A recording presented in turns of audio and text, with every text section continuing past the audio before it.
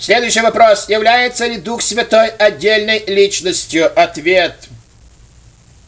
Некоторые каббалисты пишут, что Святой Дух – это отдельная личность, это ангельский проповедник. В исламе учат Дух Святой – это ангел Гавриэль.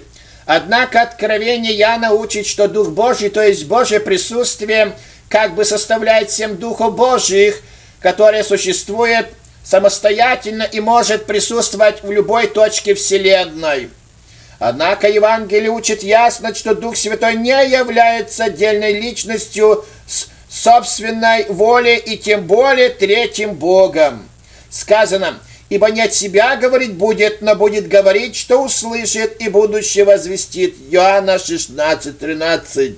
Святой Дух не выражает своих собственных мыслей и мнений, хотя и имеет определенную самостоятельность. Святой Дух передает нам лишь то, что слышит от Иисуса и от Отца. Также в обратном направлении Он передает Богу и Сыну Божьему Иисусу то, что видит на земле. 1 Коринфянам 2:10, Откровение 5:6. Итак, началом, источником Святого Духа является Бог Отец. Но Отец превознес человека миссию Иисуса, дает ему имя выше всех имен, Филиппийцам 2 глава, и назначать его вождем и спасителем людей, Деяния 5:30-31. Поэтому Дух Отца желает прославить и возвеличить Иисуса, Иоанна 16:14. И дополнительно к этому Иисус получает Святого Духа еще и в своем лично еще в свое распоряжение.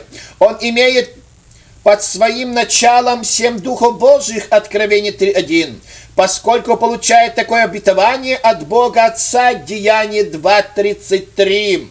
Иисус праведник и сегодня продолжает пребывать и действовать на земле посредством Святого Духа, Деяния 16:7, Римляна 8:9, Галатам 4:6, 1 Петра 1:11, Матфея 18:20.